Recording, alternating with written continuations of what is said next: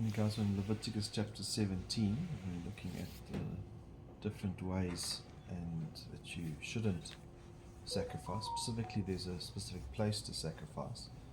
Then the Lord spoke to Moses, saying, Speak to Aaron and to his sons and to all the sons of Israel, and say to them, This is what the Lord has commanded, saying, Any man from the house of Israel who slaughters an ox or a lamb or a goat in the camp, or who slaughters it outside the camp, and has not brought it to the doorway of the tent of meeting, is to present it to the Lord before the tabernacle of the Lord.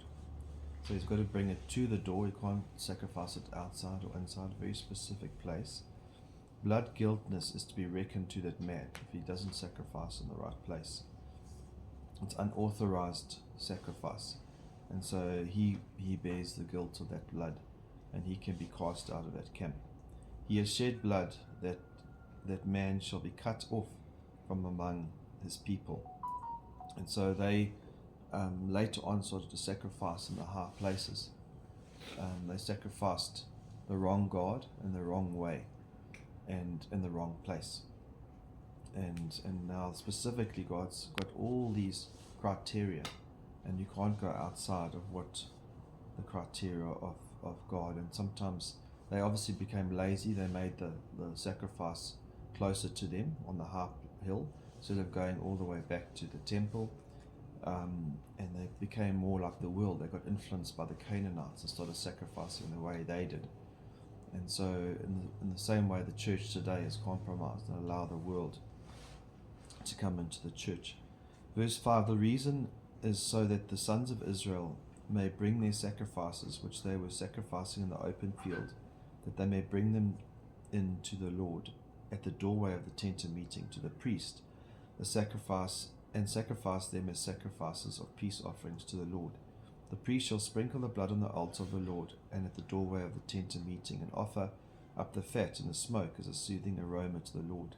They shall no longer sacrifice their sacrifices to the goat demons, which they play the harlot. They shall be a permanent statute to them throughout their generations. And here we see that sacrificing, yes, idols are dead, as the word says. They are made of wood, and there's nothing to them. They're lifeless.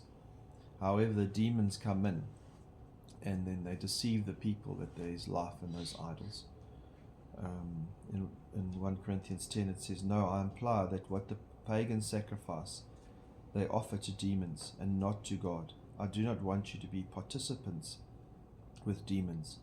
You cannot drink the cup of the Lord and the cup of demons. You cannot partake in the table of the Lord and the table of demons. And so the demons come in and deceive the people into thinking those idols are alive. Verse 8, then they shall say to them, Any man from the house of Israel or from the aliens who sojourn among them, who offers a burnt offering or sacrifice and does not bring it to the doorway of the tent of meeting or to offer to the Lord, that man shall be cut off from his people. He must worship and sacrifice to the right God in the right way at the right place.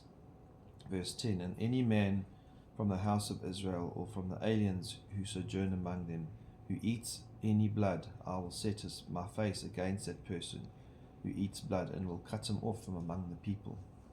The life is in the blood. And so you cannot eat a living thing that's got life, the blood of the life, and you've got to bleed out that blood, because that's where the life is, and that's the importance of that blood. Going back to Genesis 9 verse 4, but you shall not eat flesh with its life, that is, its blood. Verse 11 of Leviticus 17, for the life of the flesh is in its blood, and I have given it to you on the altar to make atonement for you. For it is the blood by reason of the life that makes atonement.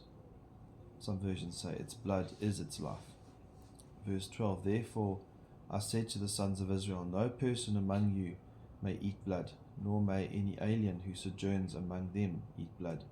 So when any man from the sons of Israel or from the aliens who sojourn among them in hunting catches a beast or a bird which may be eaten, he should pour out its blood and cover it with the earth.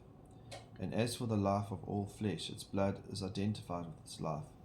Therefore I said to the sons of Israel, you are not to eat blood of any flesh, For the life of all flesh is its blood, and whoever eats it shall be cut off.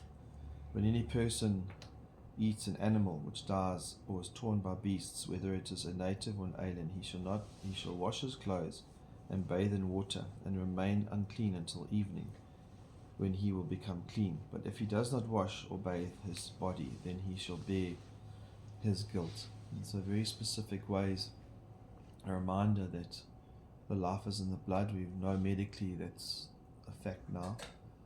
We see Satan and all his practices of drinking blood. But one thing's for sure, the perfect blood of Christ, the perfect sacrifice, the right sacrifice in the right way, with the right blood that was shed for our sins, can take away our sins once and for all. Amen.